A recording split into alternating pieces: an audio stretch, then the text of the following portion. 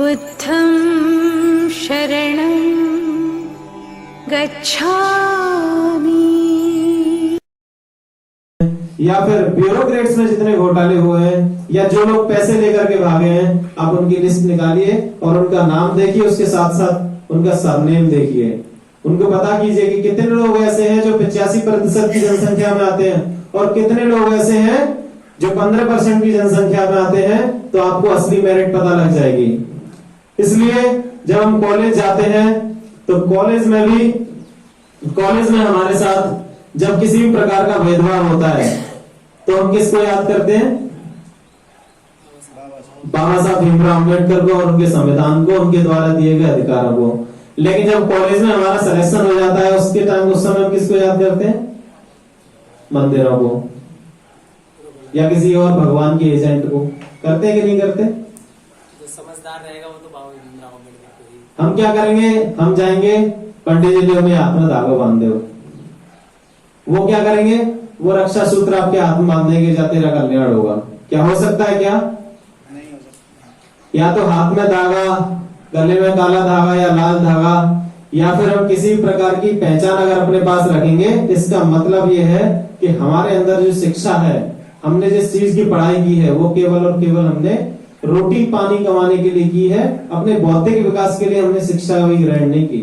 जिस दिन शिक्षा का ग्रहण करना बौद्धिक विकास के लिए हो जाएगा, उस दिन कहीं ना कहीं हम जो है शिक्षा का असली मतलब समझना शुरू कर देंगे।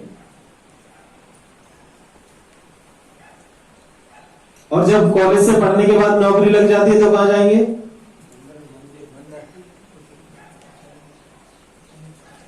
कॉलेज से जब नौकरी लग जाती है तो कॉलेज में नौकरी लगने के बाद में हम किसको चढ़ाते हैं? भोग? मंदिर को, भगवान को, है ना। और पंडित जी से कहेंगे एक मेरे हाथ में धागा बांध दो, एक गले में बांध दो, एक कमर में बांध दो। बच्चा भी हो जाता है हमारे यहाँ, जब बच्चा जन्म लेता है तो हम उसके यहाँ पे काला कपड़ा बांध देंगे, पैरों में बांध देंगे।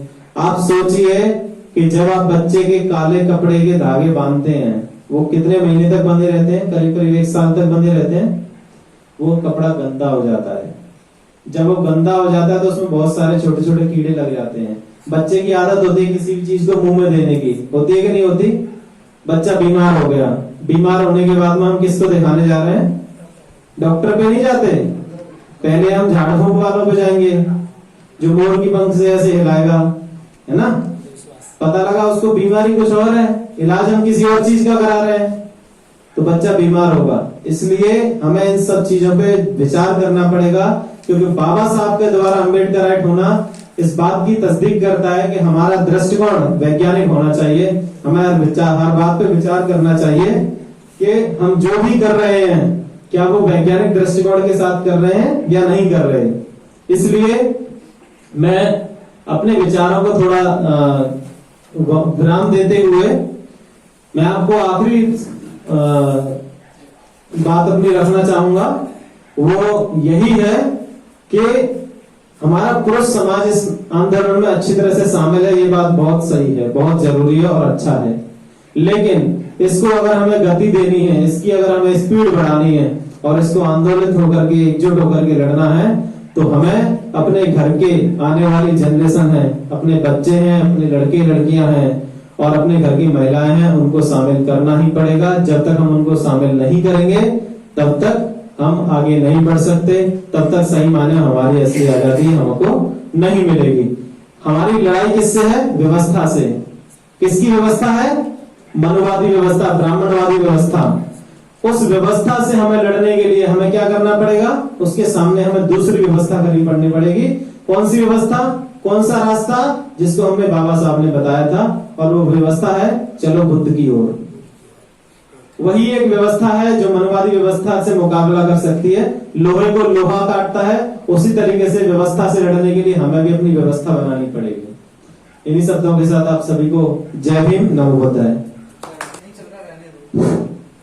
बहुत बहुत साधुवाद। बहुत अच्छे वक्त उन्होंने समझाया। जब तक हमारी महिलाएं समाज में भागीदारी नहीं निभाएंगी, जब तक हम किसी भी व्यवस्था से लड़ने में असमर्थ हैं, क्योंकि आज सबसे बड़ी भूमिका हमारे घर में महिलाओं की होती है।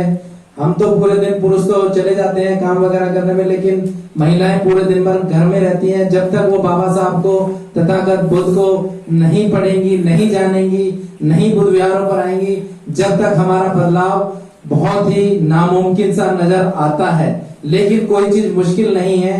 आज हमारे बुद्ध विहार पर भी धीरे धीरे जनसंख्या बुद्ध की ओर चलने का रास्ता बढ़ ही रहा है। आप सभी के सामने, आप सब उसके साथी हैं, सभी देख भी रहे हैं किस प्रकार लोगों में बदलाव आ रहा है। तो जब तक हम बाबा साहब और धम्म को पूर्ण रूप से पढ़ेंगे नहीं, जानेंगे नहीं, जब तक हम उसमें चलने में असमर्थ रहेंगे। इसलिए पढ़ना जरूर पड़ेगा।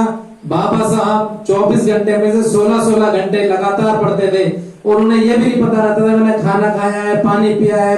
मतलब वो बिल्कुल ऐसे मगन हो जाते थे उन चीजों में जिसके पढ़ाई सब कुछ है, और पढ़ाई के माध्यम से ही उन्होंने अपना नाम पूरे विश्व में कामयाब हुए और हमें भी उस दलदल से निकाला जिस गंदगी में हम फंसे हुए थे।